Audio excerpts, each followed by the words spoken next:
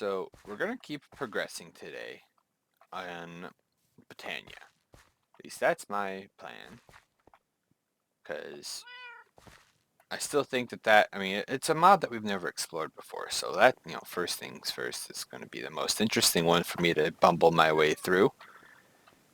And secondly, it is probably going to be our best way of getting resources. Because, look, all of these chests are full of netherrack. And for that, I've had just enough netherite to turn both of these, my pick and my Madak, into unbreakable. I also now have a Nahuatl sword that does 8 damage with a attack speed of 2. So it's like not super, I mean, it's like twice as fast as those. I mean,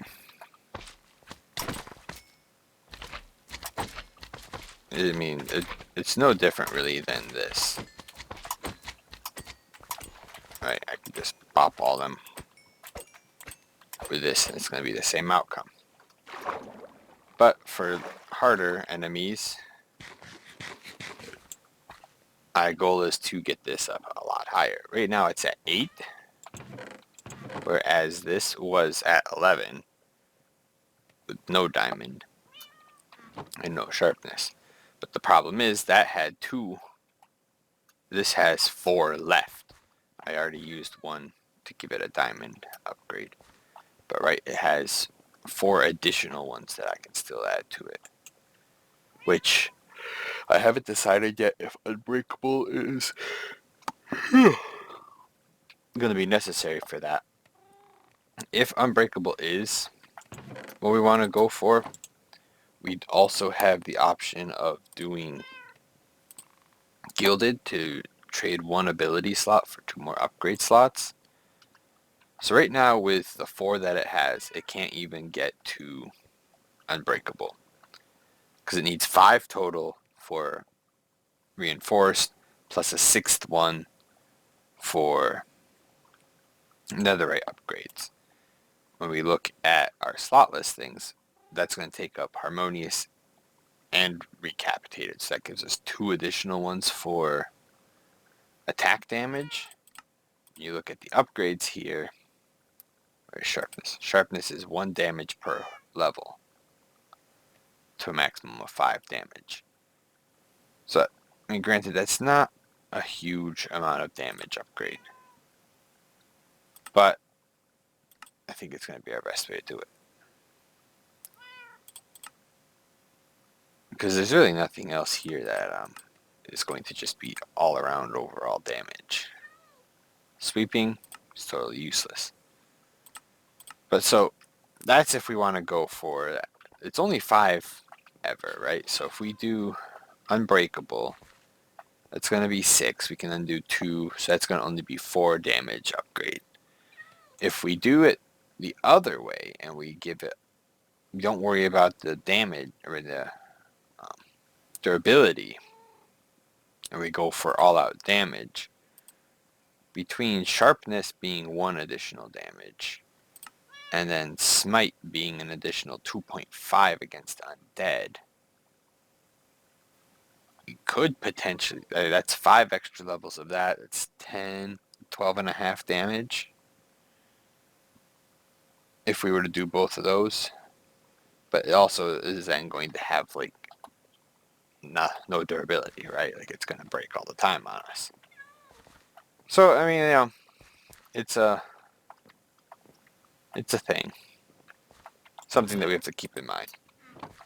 But let's get into today's tasks. So looking at the Lexicon Britannia, we need to start generating mana. Our 2 options are these hydrangeas. Hold shift to stop the animation.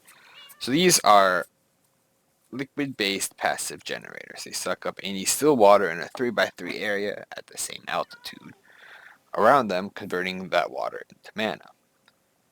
Even though they seem to function faster during rain, their mana throughput is still rather slow. In addition, they decay after around 3 days, making them non-viable for long-term production. That's not something we want. The endoflame, however, is a rudimentary generating flower. It'll absorb any combustible items or blocks dropped nearby vicinity, one at a time, and burn through them to generate mana. The amount of time it takes to burn through an item is roughly half that it would a furnace. Will not burn anything that leaves byproducts in furnaces. Lava buckets, for example, can only burn around 4 blocks of coal at a time. The endoflame is often the first foray into proper automobile generating floor. It shouldn't be run manually forever. This flower requires items to be dropped. An open crate found in the natural apparatus section of this book with a timer would be ideal. So that's just a matter of, dropping coal. Specifically probably going to be charcoal. I did cut down a bunch of trees so that we could have some charcoal for this. And so I already have the leaves in my inventory that we need to do this. I've also been clearing out this area now that my mattock is functional again. And we also need seeds. I keep forgetting. I got 2 different kinds of seeds from that. Part of the problem here is that I did not mean to punch that one. I'm getting no seeds that we need. I don't think I have any in my chests. The problem is I have been farming over here wheat. But unless I punch it, I don't get the seeds back. If I do the right click harvest and replant, it doesn't give me any seeds back.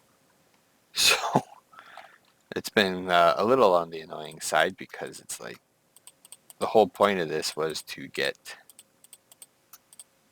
seeds from you. So we do boop, boop, boop, boop, and then blit. And there we go. Electric magic. Again, not a magic mod. It's, whoops. Give me those.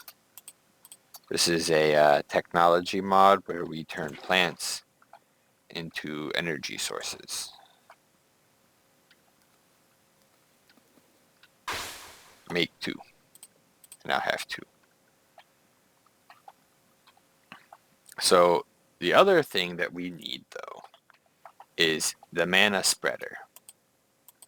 So let's get this back up. The only way that we're going to be able to convert these endoflames into any kind of thing that works is to, where is it? Mana spreader. And so we need to take a thing, gold, and live wood, living wood, which I've been also trying to farm up a little bit just so that we have enough for, some easy stuff to do today. We have a gold. We can take a gold, put it there, do this, swipe those around there. Let's get our wand. I mean wrench. This is definitely a wrench. And let's move you over to here. And then, so if we put these here like this, I'm wondering if we do this. No, we do. It's currently already shooting at that.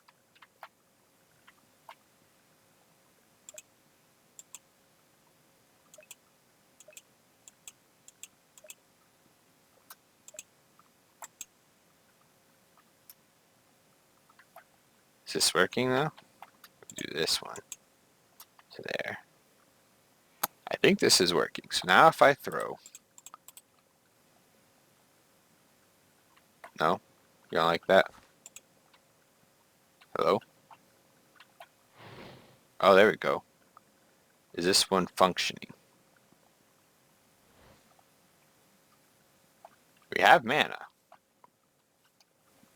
This is working. They did say it's slow, so, we're not going to get it fast by any means. But, well, I wasn't, super concerned with it because it is going to be just kind of a passive thing. We can throw down all the rest of this. It should eat it all up. No. Not going to eat it up. Oh, nope, it will. I'm just going to throw them there. So this has, no mana in it at the moment. A little bit. This has a decent amount. It's been charging. Granted, I don't know how much these things can hold. So it's not exactly the easiest thing to understand. But we also unlocked something back in the basics. The runic altar. Creation is a complex topic, though an important one for the advancement of a botanist's career. I enjoy listening to these stupid whales making all this noise.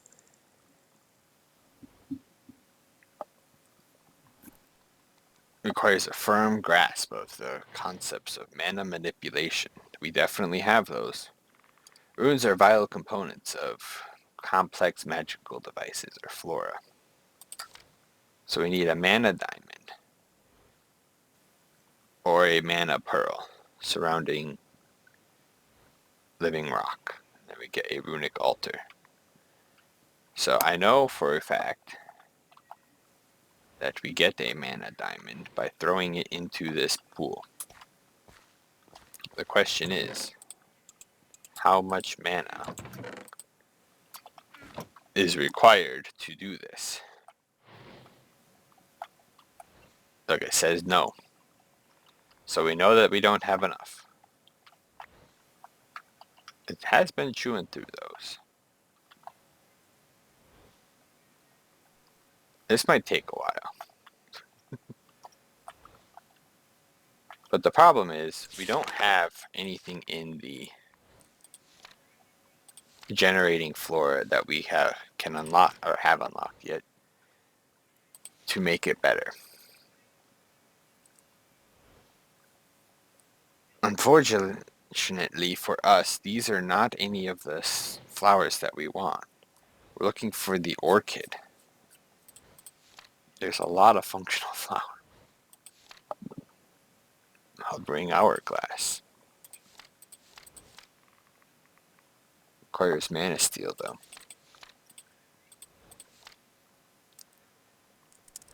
Abstruse platform. Alchemizing with mana. Animated torch. Brute incense. Drum of the wild. Drum of the canopy. Enchanting. Failed pumpkin.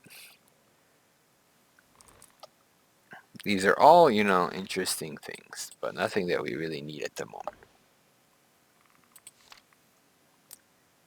Mana on rails. What else do we have here? Extracting ender air. Soul scribe. Trinkets and accessories. Cosmetic trinkets. Trinket case. Invisibility cloak. Planet Strider sash. Pyroclast pendant. These all sound cool. We definitely can't build any of them. Dispenser planting. Cacophonium. Shimmering mushrooms. Portuguese pavement.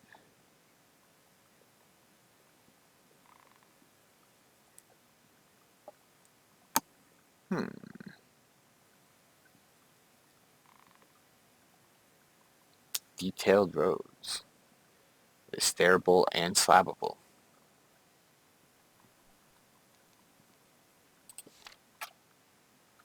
It says that it works well with... You done? Oh, we can get it. I missed. Loop. We have energized the diamond. So now we have enough of the living rock. I don't know why I keep wanting to call it live rock. We now have a rune altar. Oh, it's got little floating things. There's no GUI for it. Terra steel. Eesh. We need all these things to create a terrestrial agglomeration plate. Then we build it like this.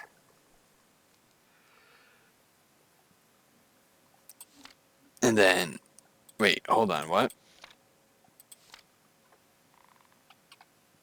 Oh, oh no, that's not what I wanted to do. Stop, get rid of this. I can hit sneak to preview it.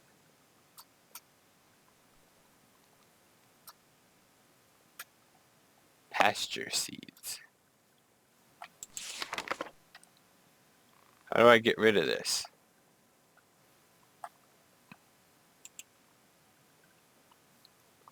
Oh, that's not what I wanted. That's gonna just be there.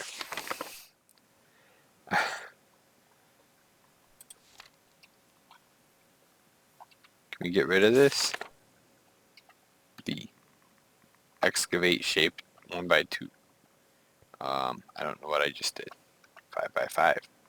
Stairs up, stairs down, none. Let's go with none, because I don't know what that button is doing. Alright, Terra Steel. That's a thing now. Where's the section on runes? How do I know what runes to be making? Oh look, we got new generating flowers. Did we get the orchid yet? I don't see an orchid over here. Fallen Canidae. Hopper hook. Tiger's eye. There are a myriad of uses for the mana a botanist generates, notably the fuel for a functional flora. The flowers can't receive power directly through mana spreaders. All functional flora wait, so drain mana from nearby mana pools. Interesting. So now we've got a boss bar on our buffer thing for the rest of the game. So that's going to be fun.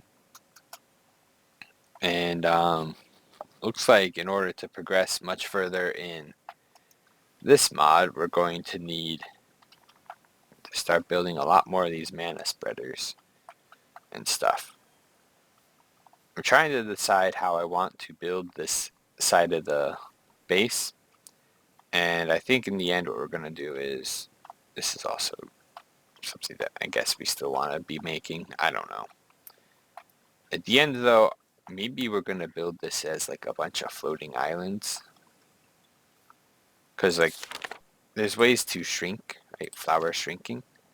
You can make them tiny.